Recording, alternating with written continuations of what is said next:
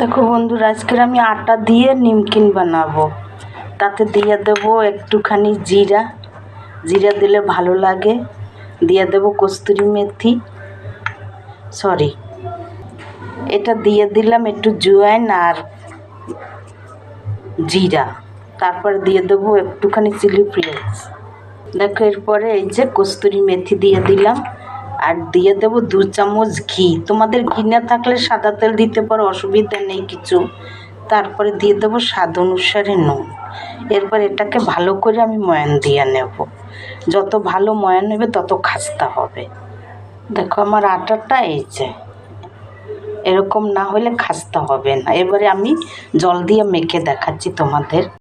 দেখো আমি দুটোটাকে এরকম মেখে নিচ্ছি, এবার কেটে নেব। কেটে বেলে তোমাদের দেখাচ্ছি।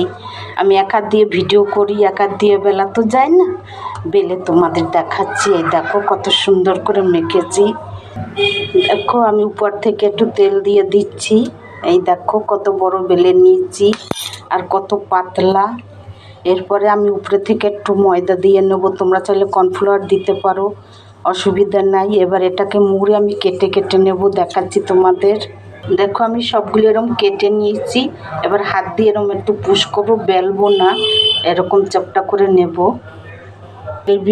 তেল গরম হচ্ছে, দেব। এই দেখো একটা একটা করে ভেজে নেব আমি। দেখো আমার জিনিসটা কতটা খাস্তা হয়েছে। তোমরা চাইলে সপ্তাহভর রেখে খেতে পারবা। দেখেছো, একবার ঘরে বানাই খেয়ে দেখবে। এই দেখো কতটা খাস্তা হয়েছে, সপ্তাহভর রাখা যাবে এটা।